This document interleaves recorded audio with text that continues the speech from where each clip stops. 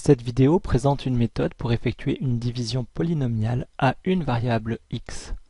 On souhaite diviser le polynôme 2x4 moins 7x carré moins x5 plus 7x moins 3 par le polynôme moins 3 plus x carré.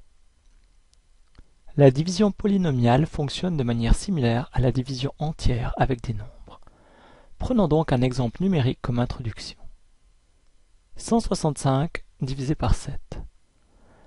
Séparons le dividende 165 du diviseur 7 selon le schéma habituel de division à l'aide d'une barre verticale et d'une horizontale.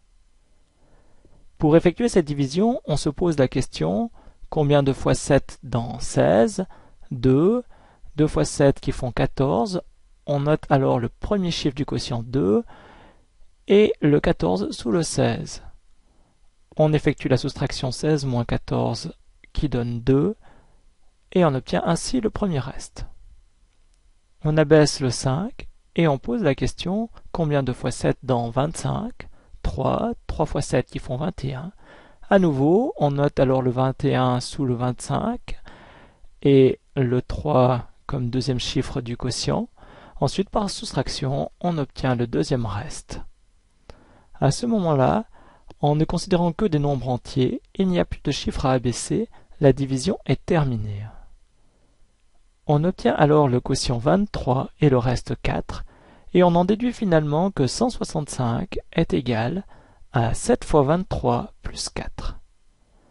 On remarque que le reste est toujours plus petit que le diviseur.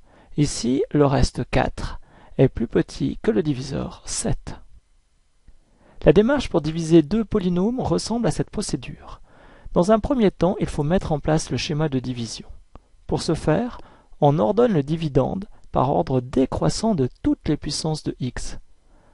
Observons le dividende, et plus particulièrement les exposants de x. Quel terme a le plus grand exposant?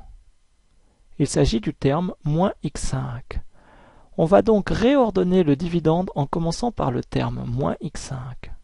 On poursuit avec le terme en puissance 4, puis avec celui en puissance 3, etc. Mais on constate qu'il n'y a pas de terme en x3. Dans ce cas, pour des raisons de commodité, on peut rajouter le terme 0x3. On continue selon le même procédé avec les termes moins 7x carré plus 7x et moins 3. Ensuite, on place le diviseur en l'ordonnant également selon les puissances décroissantes de x. La mise en place est terminée. Il s'agit maintenant de déterminer le quotient et le reste. Pour trouver le premier terme du quotient, on s'y prend comme lors de la division numérique. Dans 165 divisé par 7, on se demandait combien de fois 7 dans 16. Pour la division algébrique, l'idée générale reste la même. Par contre, on ne travaillera pas avec le diviseur en entier, mais avec le terme qui a le plus grand exposant, ici x carré. Par la suite, on nommera ce terme le pivot. De même, on considère le terme avec le plus grand exposant du dividende, soit moins x5. À partir de là, on se pose la question, combien de fois x carré dans moins x5? Pour y répondre, on peut imaginer le x carré s'écrivant comme x fois x, et le moins x5 s'écrivant comme moins x fois x fois x fois x fois x. On se rend compte que d'un côté de l'égalité, il n'y a que 2 fois le facteur x et de l'autre côté, il y en a 5. Il en manque donc 3 d'un côté et le signe moins, le point d'interrogation, le combien doit valoir moins x3. Le premier terme du quotient est donc moins x3 qu'on note sous le diviseur. On calcule alors le premier reste. Pour ce faire, rappelons-nous de la division numérique 165 divisé par 7. À partir du premier chiffre du quotient 2, on multipliait ce chiffre 2 par le diviseur 7 et on notait le produit 14 sous le dividende, puis on soustrayait pour obtenir le premier reste. On va procéder de manière similaire. On multiplie le premier terme du quotient moins x3 par le diviseur x carré moins 3. On note le résultat sous le dividende en veillant à aligner les puissances de x correspondantes. Moins x3 fois x carré donne moins x puissance 5, et moins x3 fois moins 3 donne plus 3x3. On effectue ensuite la soustraction colonne par colonne. première colonne, moins x5 moins x5. Cela s'annule et je n'ai pas besoin de noter 0x puissance 5. Deuxième colonne, 2x4 moins, il n'y a rien de noté sous le 2x puissance 4. Cela signifie qu'il y a en fait 0x puissance 4 qu'on peut rajouter pour mieux visualiser la soustraction. 2x puissance 4 moins 0x puissance 4 donne bien sûr 2x puissance 4. Troisième colonne, 0x cube moins 3x cube qui donne moins 3x cube. Attention au signe. Précédemment, on obtenait plus 2x puissance 4 car le terme nul était présent sur la ligne du bas, 2x4 moins 0x4. Cette fois-ci, le 0x cube est à la première ligne. Cela donne 0x cube moins 3x cube. Et le résultat est bien négatif. Les colonnes suivantes ne contiennent pas de termes en deuxième ligne. On peut donc directement les abaisser pour débuter ensuite la recherche du deuxième terme du quotient. On poursuit l'opération en faisant comme si le premier reste était le dividende. On reprend donc le pivot x carré et le terme avec le plus grand exposant du premier reste, 2x puissance 4. On cherche combien de fois x carré donne 2x puissance 4, soit 2x carré, qui est le deuxième terme du quotient.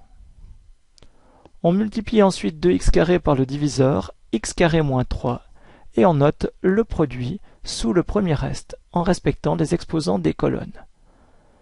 2x carré fois x carré donne 2x4, et 2x carré fois moins 3 donne moins 6x carré. On obtient ensuite le nouveau reste par soustraction. 2x4 moins 2x4 s'élimine, moins 3x cube moins rien donne moins 3x cube. Attention ensuite au signe, moins 7x carré moins 6x carré, qui est équivalent à moins 7x carré plus 6x carré, soit moins x carré. On abaisse ensuite les derniers termes, 7x moins 3. On recommence ensuite selon le même principe. Combien de fois x carré donne moins 3x cube? Terme avec le plus grand exposant. Réponse moins 3x, qui est le nouveau terme du quotient. En multipliant moins 3x par le diviseur x carré moins 3, on obtient moins 3x cube plus 9x, qu'on aligne sous le dernier reste, toujours en respectant les exposants des colonnes. Le nouveau reste est obtenu par soustraction. Moins 3x cube moins 3x cube s'élimine. On abaisse le moins x carré, 7x moins 9x donne moins 2x, et on abaisse le 3. On poursuit toujours selon le même procédé. Combien de fois x carré donne moins x carré? Réponse moins 1.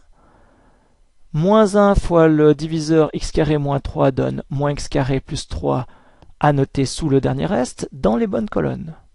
Par soustraction, on obtient le reste suivant, moins 2x moins 6.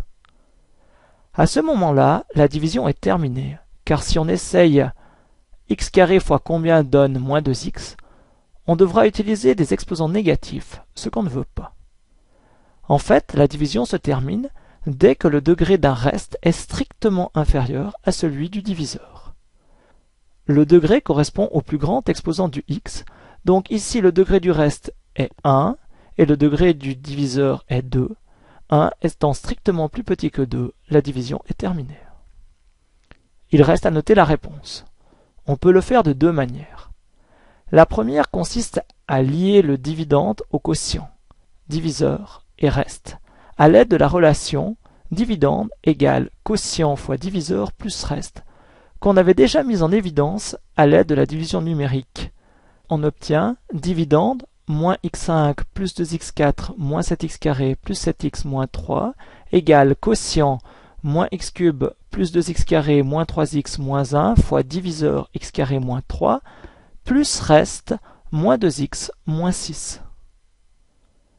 La deuxième façon de répondre explicite simplement le quotient et le reste. Quotient égale moins x cube plus 2x carré moins 3x moins 1 et reste égale moins 2x moins 6.